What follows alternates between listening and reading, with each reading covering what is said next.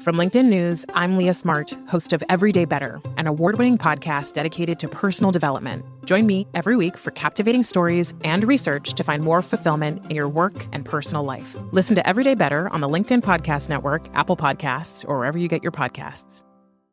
The HP AI PC breaks language barriers instantly by translating up to 44 languages in real time, powered by the Intel Core Ultra processor. With the right tools, work doesn't have to feel like work. Learn more at hp.com/AI PC.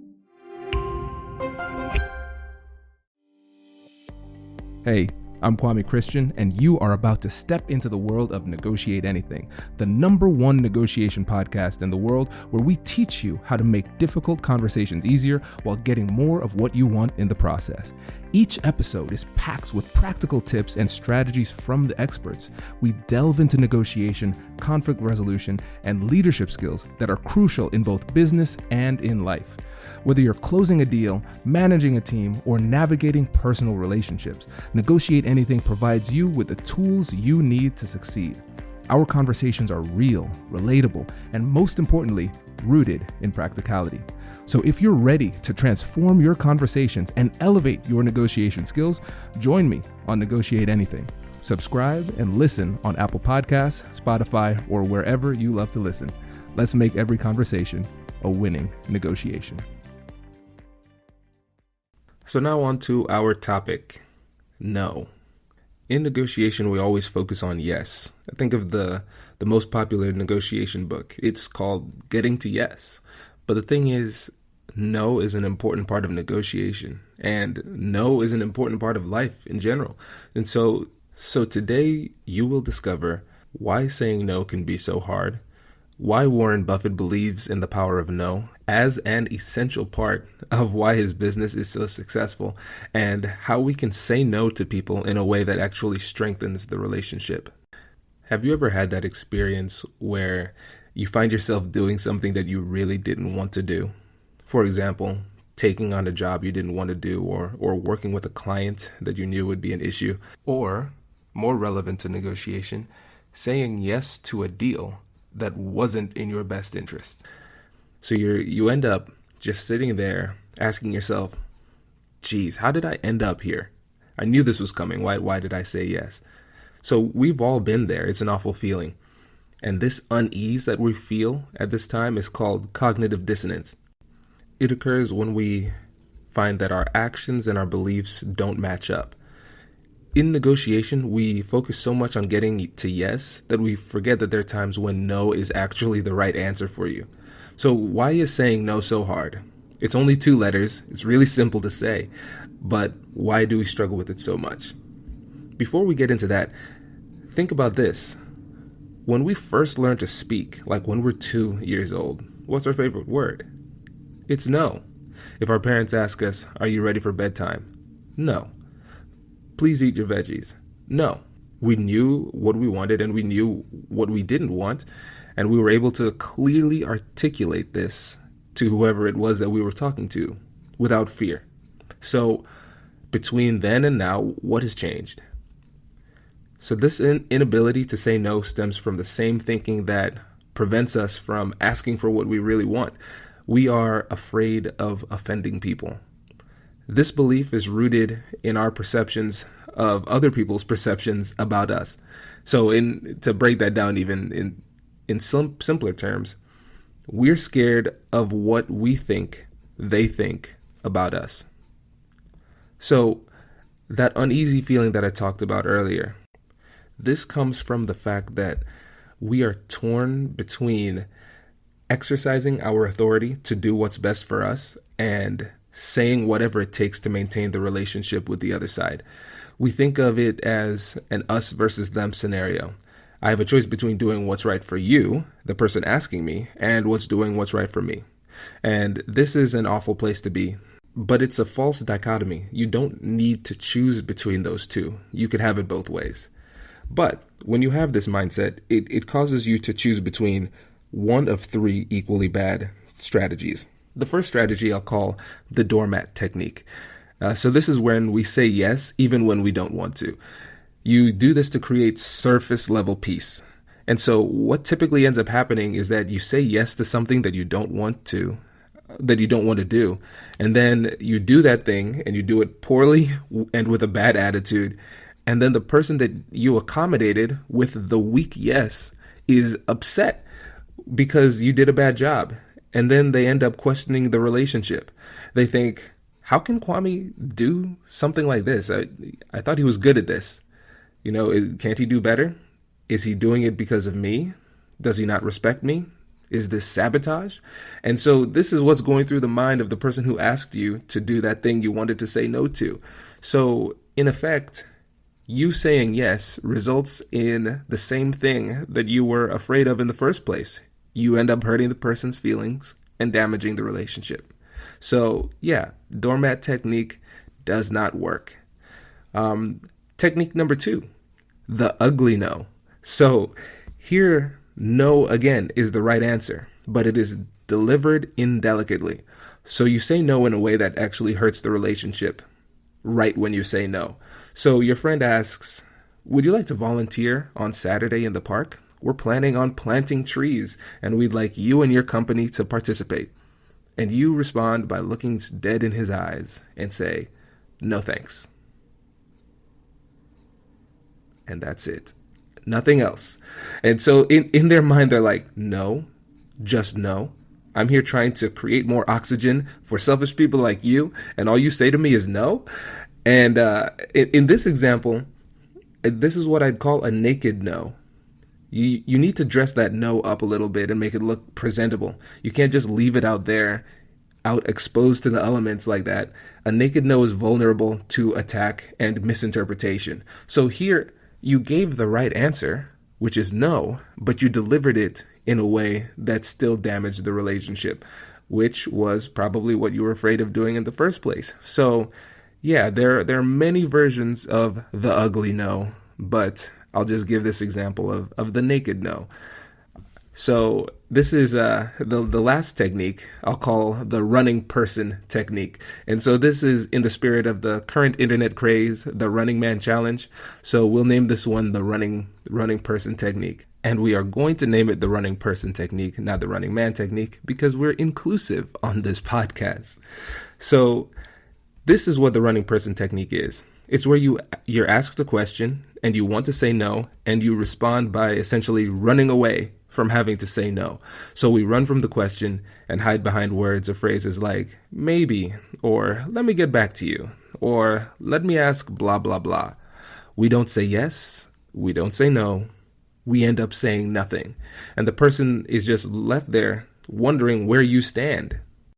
It's really frustrating for the person who is asking you the question. And it really sucks for you because now you're on the run. You're trying to avoid people, and that is never a good place to be.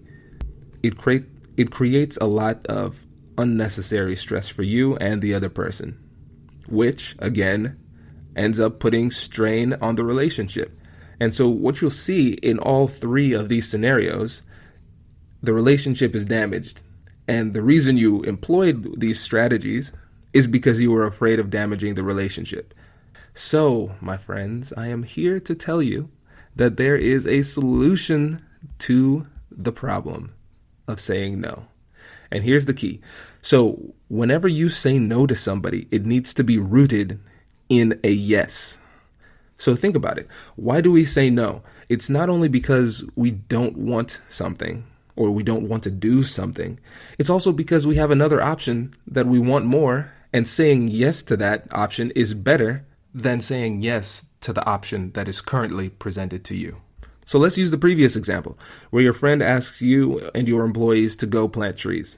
So what was the yes behind your no?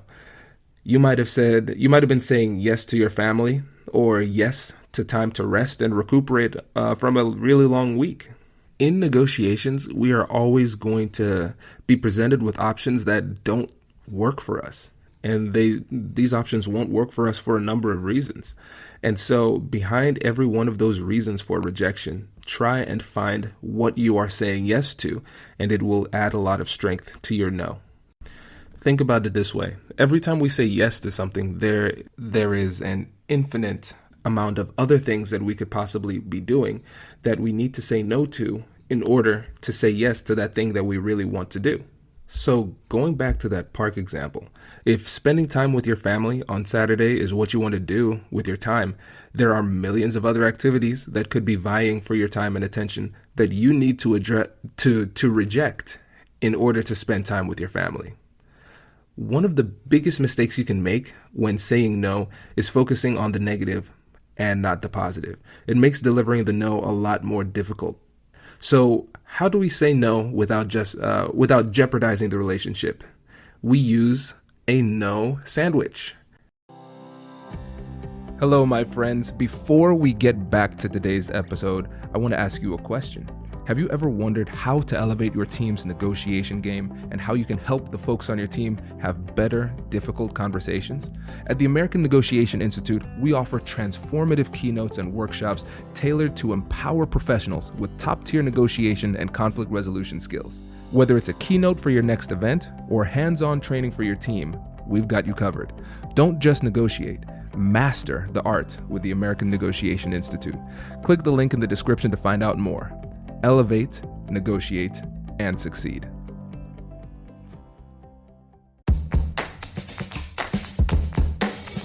Hey you, I'm Andrew Seaman. Do you want a new job? Or do you want to move forward in your career? Well, you should listen to my weekly show called Get Hired with Andrew Seaman. We talk about it all, and it's waiting for you, yes you, wherever you get your podcasts. Introducing the HP AI PC, your powerful AI assistant. Easily search through personal files, gain valuable insights, and make smarter, more informed business decisions. Unlock the future of work today with the HP AI PC, powered by the Intel Core Ultra processor. With the right tools, work doesn't have to feel like work. Learn more at hp.com/AIPC.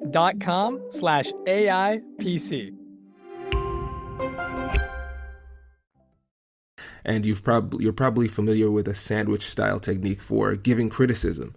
And so these techniques utilize in psychology what's known as the primacy and recency effect. So if you're asked to remember a list of words, you're most likely to remember the words at the very beginning of the list and the very end.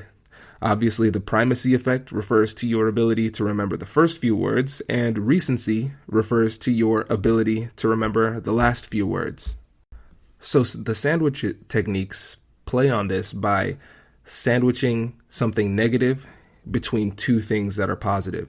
And so the people are really going to remember the positives more than the negatives. And it leaves them with a better feeling, even though you delivered bad news. So what are the ingredients to a no sandwich? So like I said before, start positive. So you start with a yes. So what is it that you want to say yes to? And then you say no to whatever is threatening the aforementioned yes. And then you end with a yes to the continued relationship with the person that you're talking to. And if this is a negotiation, you finish this off with a yes to continuing the discussion or the negotiation. And this would be also when you counter, like, okay, that won't work for me, but here's another option for you. This technique allows you to say yes to the person and no to their substantive request. So it's critically important for you to do two things when you use this technique. Stick to the incontrovertible facts and avoid the word you whenever possible, and focus on using the word I when using this technique. So this is all about eliminating room for argument. The same thing happens when you stick to agreed upon facts. There's nothing more to discuss. You simply need to address the facts without adding any kind of value judgment to it.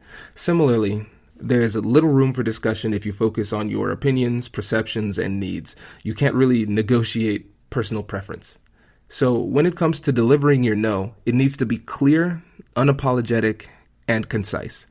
State your no in a matter-of-fact tone. Just think of it like it's another fact that you're delivering. It's like, oh yeah, the sun came up today. That's kind of how smoothly your no should come off. When you hesitate and kind of dance around the no, it just makes it so much worse and so much more awkward for everybody. So what does this look like in real life? Remember, in addition to having this negotiation consulting firm, I still work as a lawyer and have a lot of small business clients. So sometimes people would ask me to do legal work that I can do, but I'm just not interested in doing. So here's an example. Let's say a client comes to me in tears and he says, "I'm getting a divorce. Can you represent me?" And in my mind, I'm screaming, "No way. No, no, no. No, no." I just don't want to be that kind of lawyer who has tissues strategically placed around my office. But I don't want to hurt my client. I don't want to damage the relationship. I know he needs me right now, and I want to be there for him, but I can't do it. Just can't do family law. So this is what my no sandwich would look like. Wow, I'm really sorry to hear that, Mr. Client. I've really enjoyed working with you and helping you with your business law needs. I love entrepreneurship and business, and that's kind of where I want to stay. That's my wheelhouse. So because of that, unfortunately, I can't help you with this situation. However, I want to be clear that I want to keep working with you on your business law matters, and I'll put you in touch with one of my friends that does family law. You'll be in good hands, and let me know how else I can support you as you go through this. So what effect does this have? So for me, saying no in this situation, here are the benefits. I don't get stuck doing work that I am just not interested in doing, and I'm still able to maintain a strong relationship with my client. In fact, the relationship may have gotten stronger because I was still able to create value for him, even though it's not me doing the substantive legal work. So what are the benefits for him? He clearly knows where I stand, and he'll be put in contact with somebody who could actually help with his situation. So let's not underestimate the value of clarity for the other side. Think about the times when you were on the other side of the running person technique. You were left sitting there thinking, why didn't you just spare me the drama and say no up front? Now you've wasted my time, and frankly, you've wasted your time running away. The beauty of the no sandwich is that it allows the other person to have a clearer understanding of the situation. If you're wishy-washy, they may continue to pursue a yes because they simply don't understand that what you're saying is a no. You're actually doing them a favor by being so clear. They need you to be clear so they can stop wasting their own time. So let's talk about Warren Buffett. For those of you that don't know Warren Buffett, he is incredibly rich and incredibly successful as a business person, worth a few $1 billion. And he believes that the ability to say no was one of the most powerful tools in his business toolbox. He said that the difference between successful people and really successful people is that really successful people say no to almost everything. And this allows him to focus on things that are more important to him without distractions. So in other words, saying no makes your yeses more powerful. So the strength of your no depends on the strength of your first yes. So your first yes is essentially your way to assert your values. It answers the question, what is most important to me in this situation? And the reason I emphasize the word most here is because sometimes the reason that saying no is so hard is because we end up in a situation where we need to choose between two really good options. You're in a situation where you need to choose between better or best. So let's go back to the tree example. If the reason you said no was because you wanted to watch Saturday morning cartoons and eat cereal, then your no is going to be pretty weak. So before you give a no, take some time and figure out a powerful reason for saying no. A reason so strong that people can't question your no. So for me, personally, Kwame Christian, in this situation, if I'm asked to do things on Saturday mornings in general, whether it's with a project I'm working on, if it's some of the nonprofit board work that I do, my response is this. This is the no sandwich that I use. My son is 8 months old and my wife is going through residency right now. So we don't have much time to spend together as a family during the week. So I like to spend my Saturdays with them whenever I can. Because of that, I can't come out this Saturday, but keep me in the loop in the future though, because maybe my schedule will free up and I could help out later in the year. So in that example, My yes is rooted in family, which includes an adorable baby boy, which makes it even stronger, quite honestly. And so it's going to be really difficult for somebody to counter that rationale, that foundation of my no, and keep on pushing for a yes. Because essentially what they would have to argue is that whatever it is that they're offering is more important than time with my family. And that's a tough sell to make. So then you might hit me with this question. But Kwame, what if I don't have a good reason for saying no? What if I'm that person who wants to watch cartoons and eat cereal on Saturday morning? That's fine. You can have your cereal and eat it too. If you can't find a stronger reason than I don't want to, then roll with that. Feeling uncomfortable or not feeling up to it is a completely legitimate reason not to do something. So whatever the reason, I implore you to just be honest about it. If you try to invent solutions, your reasoning loses force and people can sense that you're BSing. So this is something you'll hear me say time and time again. Honesty is persuasive. If you want to stay home and eat cereal and you want to try to make up a lie that sounds more legit, now you're in a more dangerous situation because you've just put your credibility on the line for what? For cereal and cartoons. So I want to make it clear, I'm not trying to be preachy here or talk about ethics or morals or anything. That's not my place, but even if you are an evil person, I am telling you that it is strategically better to you to be honest. And why is that? Because there's less risk. To me, lying and bluffing is essentially the negotiator's version of throwing up Hail Marys. Why do football teams only use Hail Marys in desperation situations? Because it's like, well, there's no time left. Who cares? Let's try it. But why don't they do that on first down, first play of the game? Because it's risky. A lot of times it ends up in an interception. You lose your opportunity. And that's the same thing that happens in negotiations too. Because if you lie and you get caught in that lie, you're going to lose credibility and it's going to result in damage to your reputation. And both of those would result in an inability to persuade in the future because people won't trust you. And you can't make deals without trust. So now let's talk about the other possibility. And this is what everybody's afraid of. So what if they respond poorly to your no? If they freak out and they get all upset about it? So this is going to be a key point when it comes to any kind of difficult conversation you might have throughout your life. You need to remember that you are not responsible for their reaction to what you say. You're only responsible for delivering a truthful message in a respectful manner. So try not to focus on people's reaction to your no. You can't change their emotions. No's become a lot more complex when you end up worrying too much about the other person's potential negative response. And let me tell you, when I realized that, it made my life a lot easier because I like to make people happy. And I realized that there's some conversations that I'm going to need to have, especially as a lawyer, that simply will not make people happy. But my job is not to make sure people are happy. My job is to make sure I do what's best for me in the situation and try my best to do what's best for them. But sometimes the truth hurts. And just because it hurts doesn't mean you don't deliver the truth. So what if they counter? What if even though you make a strong no, they still push back and keep on pushing for that yes?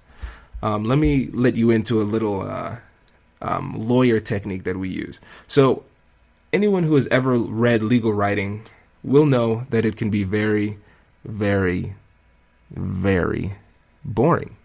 And so one thing that makes it boring is the fact that we repeat ourselves all the time as lawyers. We find what they call the phrase that pays. I'm using air quotes, the phrase that pays, and we use it over and over and over again. And we do this because although it sounds boring, it's incredibly effective. So when you're saying no, A good thing to do is always prep for the conversation and find the most powerful yes behind your no and turning it into a sentence. This will help you handle counters to your original no. So most people have this fear of repeating themselves. Even if they can come up with new reasons, even if the person you're talking to can come up with new reasons for you to say yes, it doesn't mean that you need to invent new reasons to say no. So if people ask you the same question in different ways, feel free to give them the same response.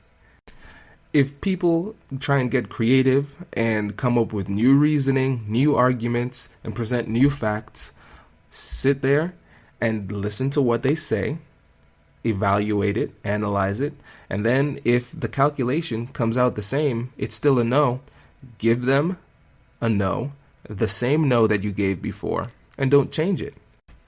So if my client really maybe has trust issues with attorneys and he says, "Oh, Kwame, you're the only attorney I trust," blah, blah, blah. It's like, I appreciate that. And that means a lot to me, really. But again, I don't feel comfortable taking on those kinds of cases. It's outside of my wheelhouse, and I think you would be better served with another lawyer.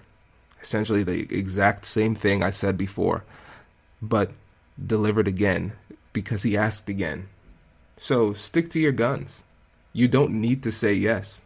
I'm not going to act like this is easy, that saying no to people is easy, because it really isn't. I know it's not. Like I said before, I have a history of people pleasing, so I know firsthand how tough it could be. So if no is tough for you, ask yourself, what's the worst thing that could happen? Usually you're not going to die. Usually the other person isn't going to attack you or something like that. Usually it's going to end up having the person experience a little bit of discomfort or emotional unease, but then they get over it, you get over it, and life moves on. So I'm going to end with a personal story to tell you how I've tried to work through my inability to say no in the past. So when I finished college, I worked for a nonprofit that provided job opportunities to low-income individuals. So they had to, in order to participate, the kids they were between the age of, I think, 16 and 24, they had to be 200% or below of the poverty line. So that's TANF eligible. So you're not just poor, you're really, really, really poor. And so what would happen is we would have to do financial checks to make sure they were poor enough to be in the program. And so if the family was simply just really poor, but not really, really poor, they couldn't take advantage of the opportunity because it was a federal program. And so they were really strict about who could and could not be in the program. And so it was really tough for people in the program, the intern coordinators like me, to tell people, like, sorry, you're not poor enough.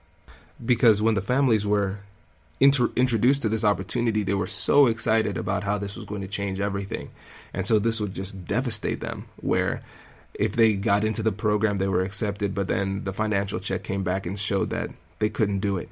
So what I did was I told all of my friends, I think there were 2 or 3 other people in the program in my position as an intern coordinator. I said, give me all of the people that you need to reject, and I'll reject them. And it's not because I'm some kind of sadist and I love delivering painful news to people. I hated it. I probably hated it more than them. But when I realized that I was struggling so hard to deliver that bad news, I said to myself, you're going to be a lawyer. There's going to be a lot of bad news you're going to deliver. A lot. So you need to get over this now before the stakes get higher. And so every day, day after day, I was just breaking people's hearts. And it broke mine too. But I knew I needed to get over it. So I say this to you because the thing is, like, now I can do it efficiently, effectively, and say no and have these difficult conversations. But it wasn't always this way. So whenever you are presented with a situation where you don't like what's going on, somebody's asking for something and you want to say no, you have to get over it. You need to take that opportunity and and say no. Deliver that bad news, because the thing is, the stakes are going to get higher as you get older, as you get more mature and more professional in your life. So if you are able to handle these things effectively as a younger person, right now you're the youngest you're ever going to be going forward.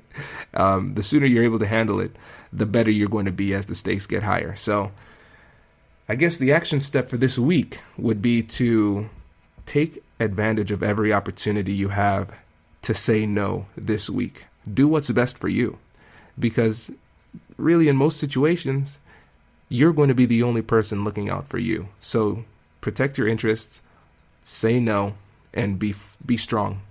So that's all we have for this podcast. Thank you so much for listening.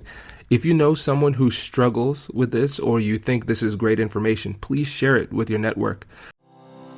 Congratulations! You've just joined an elite club. By listening to a full episode, you're now officially on the Negotiate Anything team. So welcome aboard. What most team members do is they subscribe to the podcast because that allows them to automatically get the latest episodes of the show.